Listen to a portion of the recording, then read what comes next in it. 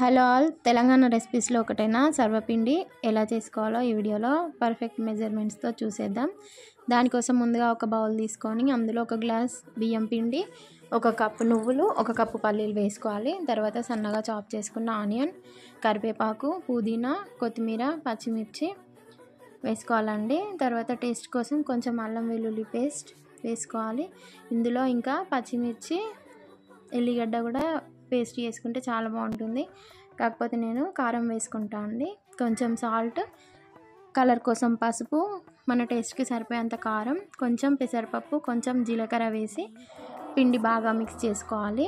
తర్వాత వాటర్తో చపాతీ పిండి కంటే కొంచెం సాఫ్ట్గా కలిపి పక్కన పెట్టుకోవాలి. ఇప్పుడు సర్వపిండి పెట్టుకోవడానికి ఒక మందపాటి గిన్నె తీసుకొని దానికి కొంచెం ఆయిల్ వేసి మనం ఒక చిన్న చపాతీ ముద్ద కంటే కొంచెం ఎక్కువ తీసుకొని సర్వపిండి లెక్క ఒత్తుకోవాలండి.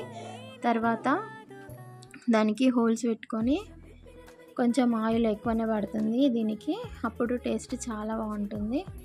కొంచెం క్రంచీ అయ్యేటట్టు కాల్చుకోవాలండి.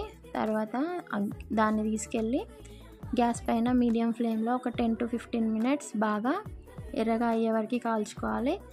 అంతే, ఎంతో టేస్టీ అయిన తెలంగాణ ఫేమస్ సర్వపిండి రెడీ అయిపోతుంది. దీన్ని టీతో తిన్నారంటే చాలా బాగుంటుంది.